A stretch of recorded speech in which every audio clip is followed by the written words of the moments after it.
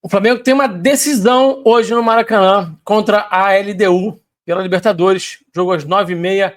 Não dá mais para negociar com atuação ruim. Não tem mais margem de erro. É vencer ou vencer. É como se o mata-mata tivesse começado mais cedo para o Flamengo nessa Libertadores. É como se o Flamengo estivesse jogando um jogo de mata-mata, jogo de volta, precisando vencer. Se não vencer, cai, eliminado. Então, é tudo ou nada. Nesse vídeo de hoje, essa análise tática pré-jogo de hoje, eu vou trazer para vocês todos os aspectos táticos dessa partida, estratégias, campinhos, escalações, vulnerabilidades defensivas da LDU, onde o Flamengo tem que tomar cuidado para não sofrer um gol. Tudo isso depois da vinheta. E aí, vamos falar de tática?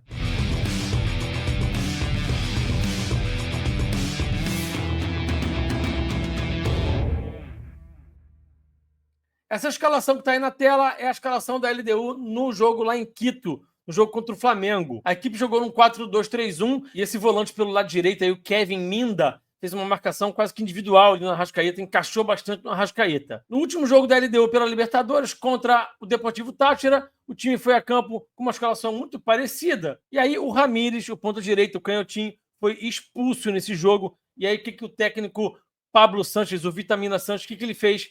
Ele tirou o Alçugaray, fez um 5-3-1, botou o Quinteiro, o lateral direito ali para jogar de zagueiro barra lateral, abriu mais o De La Cruz, o lateral direito, e fez um 5-3-1 para se proteger. E aí o que ele pode fazer hoje em termos de escalação sem o Brian Ramires e sem o AD? Ele pode colocar em campo um 3-4-2-1, jogando com 3 zagueiros, avançando um pouquinho mais dos seus alas, que tem muita força para atacar e também para defender, jogando com o Minda e com o Grueso como os dois volantes, tendo o Alçugaray, que é uma espécie de segundo atacante, canhoto, de pé trocado ali por trás do Arce, e também o Cornejo, que é um jogador de confiança dele, que ele trouxe lá do Palestino. Ele treinava o Palestino ano passado, para quem não se lembra, ele era o treinador do Palestino naquela vitória da equipe chilena sobre o Flamengo no ano passado na Libertadores 1-0 com aquele golaço do Cornejo. Ele que fez aquele gol e o Pablo Sanches levou o Cornejo lá para a LDU. O Sanches também tem outras opções de substitutos para o Brian Ramires e de mudanças aí na equipe, né? Ele pode colocar o Cornejo para o lado direito e colocar o Alvarado aqui mais pelo lado esquerdo, e aí ele teria 2 meias por trás do Arce. Seria uma formação um pouquinho mais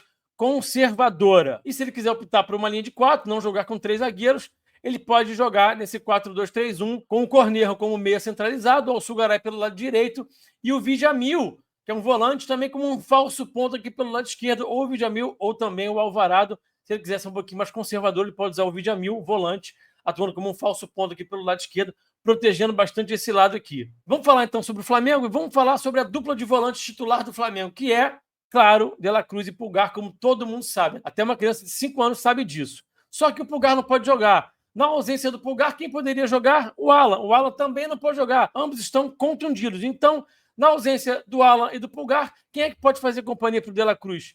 O Everton Araújo ou até o Gerson, pensando numa formação mais ofensiva. O que eu acho que o Felipe vai fazer? Acho que o Felipe vai de Everton Araújo e acho que o time vai ser esse aqui. Rossi, Wesley, Ortiz, Danilo, Ayrton. Sim, Ayrton Lucas. Eu já vou explicar para vocês por que eu acho que o Ayrton vai a campo.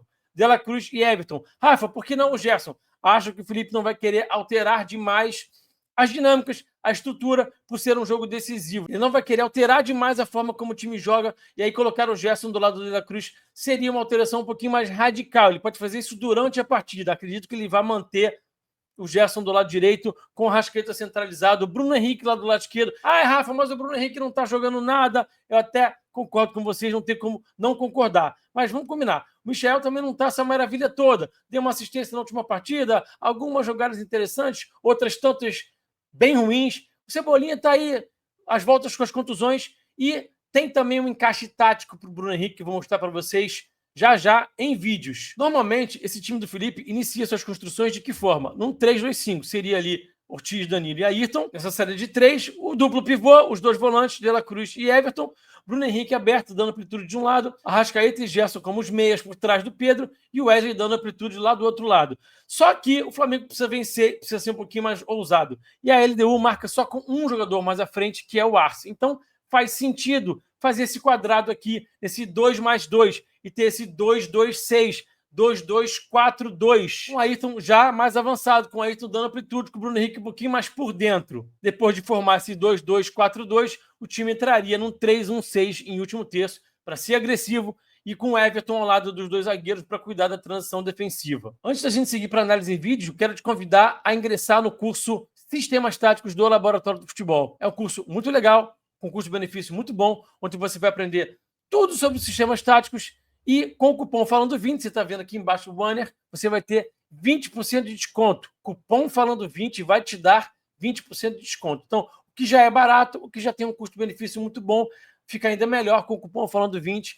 O curso Sistemas Táticos é muito legal para você adquirir o seu curso. Você vai entrar aqui na descrição do vídeo, vai acessar o link que está ali disponível para você, vai seguir o passo a passo e vai colocar o seu cupom Falando20 para ter 20% de desconto. Vale muito a pena, recomendo demais. Vamos para a análise agora em vídeo, vamos olhar para as principais vulnerabilidades defensivas da LDU e vamos olhar também para onde é que o Flamengo tem que tomar cuidado, para não sofrer um gol e aí viver, como diz o Galvão Bueno, viver um drama, né? Então, vamos para a análise em vídeo. A LDU é um time que tem dificuldade de defender os lados do campo. Os seus laterais eles são muito ofensivos, eles saltam muita pressão. E se você fizer tabelas envolventes ali, trabalhar os triângulos, trabalhar a superioridade qualitativa e eventualmente até a superioridade numérica do lado do campo, você consegue se dar bem. Então, olha esse lance aqui do jogo entre Central Córdoba e LDU, lá na Argentina. O atacante do Central Córdoba conseguiu arrastar o volante Carlos Grueso para junto da linha de zagueiros. Aí ficou muito espaço nesse entrelinhas. Então, isso é algo que, por exemplo, o Arrascaeta pode tentar fazer, o Gerson pode tentar fazer, o próprio Pedro pode baixar em apoio e tentar fazer. E isso pode gerar esse espaço aqui entre linhas. A sequência da jogada é o seguinte, ó. Tem um passe aqui para trás, e aí o Arce vem tentar ajudar. A LDU está marcando em 5-4-1, porque o Grueso baixou. Então tem bastante espaço aí nesse entrelinhas, como eu já destaquei. Olha só de novo aí quanto espaço tem nesse entrelinhas. E o Arce veio ajudar. Na medida que o Arce veio ajudar, ele acabou gerando uma certa confusão ali, porque o ponta aqui pelo lado esquerdo não sabia se ficava aqui no jogador do Córdoba ou se o Arce ia ficar nessa marcação. Então gerou uma dúvida. E aí vocês estão vendo a superioridade numérica pelo lado do campo. O Flamengo tem que tentar trabalhar essa superioridade numérica pelo lado do campo, porque é uma vulnerabilidade da LDU.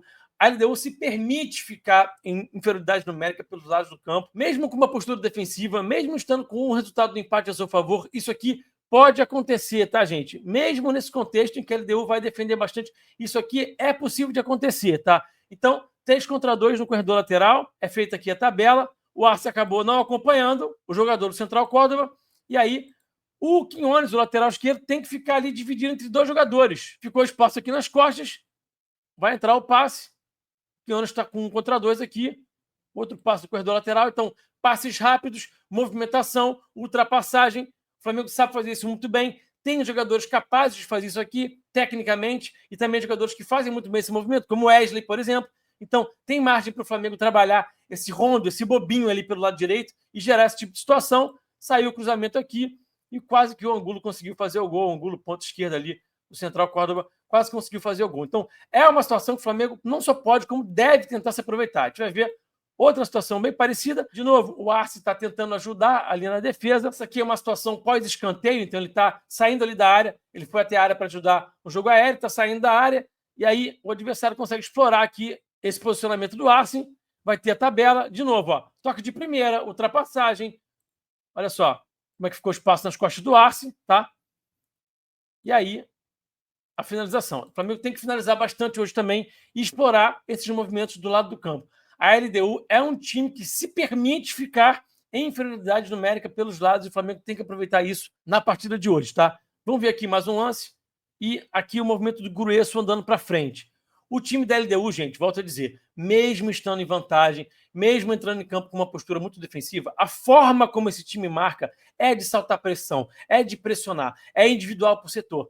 O time não vai deixar de marcar assim porque vai estar com o resultado a favor, porque vai entrar com uma postura defensiva. Por mais que esteja com muitos jogadores atrás da linha da bola, sim, a gente vai ver esses jogadores saltando pressão, andando para frente, porque é assim que o time marca, tá? Então, aqui a gente viu o Grueso andando para frente e na hora que essa bola circular pelo corredor lateral, vai ficar um espaço. Então, pode acontecer isso aqui sim, de ficar um espaço de novo entre linhas, de ficar de novo vulnerabilidade nesse meio espaço aqui, de explorar o lado do campo para achar um passe de fora para dentro, tá? Nas costas do De La Cruz, fica muito espaço sim nas costas dos dois laterais, ou alas, né? Podem ser alas na partida de hoje, se o técnico Paulo Santos optar por 3 zagueiros por linha de 5. Então, tem espaço sim nas costas dele, está aqui feito o passe de fora para dentro, o domínio orientado e a finalização. Então, tem essa vulnerabilidade. O Flamengo soube aproveitar isso aqui muito pouco, muito menos do que a torcida gostaria de ter visto. Lá na partida em Quito, o Flamengo conseguiu trabalhar isso aqui no início do jogo.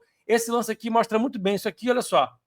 O Ayrton Lucas vai receber a bola aqui, o Flamengo está numa situação aqui de 4 contra 4, e aí o BH vai baixar aqui em apoio, já ficou espaço aqui nas costas do volante, o BH já arrastou o zagueiro, e aí o Arrasca vai receber essa bola aqui, o zagueiro já deixou espaço nas costas porque o BH traiu ele, o Ayrton fez muito bem o movimento de ultrapassagem, o Arrascaeta vai achar o passe nas costas do volante, e aí o Ayrton teve liberdade, teve tempo e espaço para fazer esse cruzamento aqui para o Gerson, só que o cruzamento ficou um pouquinho forte demais, o Gerson teve que dominar, não conseguiu finalizar, não deu para ele finalizar de primeira, tá?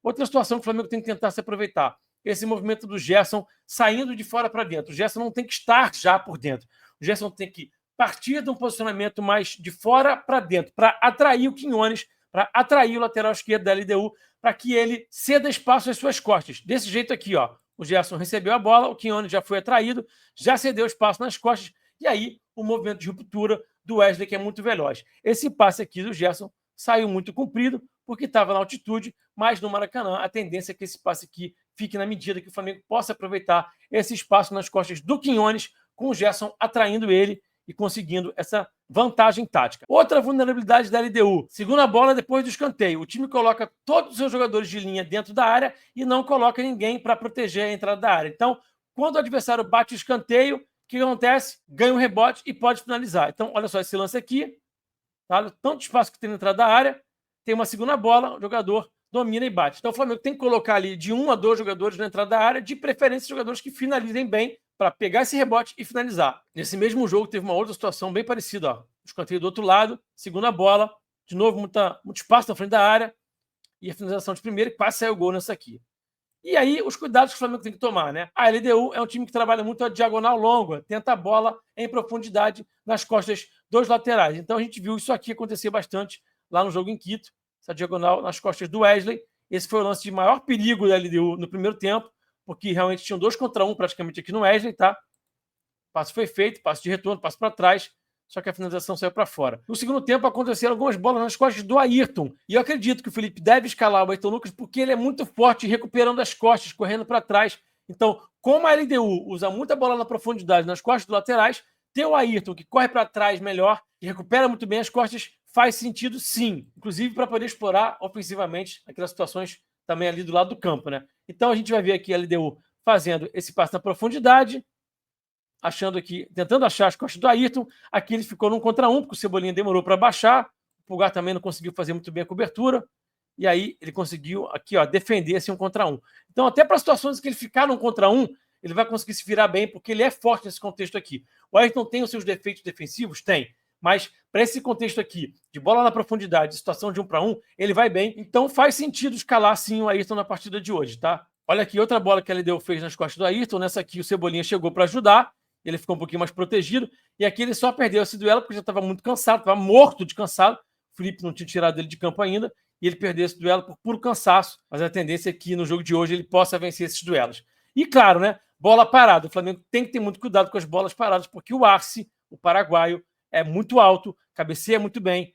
Então o Flamengo tem que estar de olho nessas faltas laterais, nos escanteios. Olha aqui o Arce metendo um gol lá no Campeonato Equatoriano. E ele fez gol também contra o Táchira. Ele mete muito gol, ele é muito perigoso. Então tem que estar de olho sim nesse atacante da LDU. Sobre a questão da escalação do Bruno Henrique, que eu falei para vocês lá no início do vídeo, lá que eu não trouxe a possível escalação do Flamengo e falei sobre o Campinho. A LDU sofreu 4 gols de cabeça já no campeonato local, lá no Campeonato do Equador. Dos 8 gols que tomou, 4 foram de cabeça, metade. Então, embora o time seja forte no duelo aéreo ofensivo, no duelo aéreo defensivo a equipe sofre. Então, ter o BH é importante. O Flamengo tem que ter profundidade pelo lado direito para tentar cruzamentos e achar lá o Pedro e o BH. Então, é importante sim que o BH esteja em campo para aproveitar essa vulnerabilidade da LDU nos duelos aéreos e também até para atacar os espaços ali pelo lado, para poder fazer aquela movimentação ali e fazer o facão para poder achar a profundidade e depois jogar essa bola ali para a área também, naquele contexto que eu mostrei ali para vocês da LDU tendo dificuldade pelos lados do campo. Então, por isso que se justifica uma possível escalação do BH. Como eu disse no início desse vídeo, não dá mais para negociar com atuação ruim. O Flamengo já abusou do direito de atuar mal nessa Libertadores. foi assim no Maracanã, foi assim especialmente na semana passada contra o Córdoba, lá na Argentina, numa atuação horrorosa, pavorosa. Então agora não dá mais para errar, para ter atuação abaixo, tem que entrar com a faca nos dentes, taticamente aproveitar as vantagens. E sim, o Flamengo tem tudo para vencer essa partida. O time da LDU é fraco, é fraco. O Flamengo tem tudo para sair vencedor e, de preferência, com os 2-0. O Flamengo precisa fazer 2-0, porque senão pode se complicar lá na última rodada com a questão de saldo de gols e de gols pró também. Pode precisar golear o Tátira se não fizer 2-0 hoje. Então, tem que partir para cima, jogar com tudo, foco o tempo inteiro, mental forte, lutar pelas primeiras, pelas segundas bolas também. Maracanã vai estar lotado, o Flamengo tem tudo sim para conseguir a vitória por 2 ou até mais gols de diferença. Amanhã eu estou de volta aqui no canal trazendo o pós-jogo. Um abração, bom jogo para todo mundo. Até o próximo vídeo e eu fui. Saudações.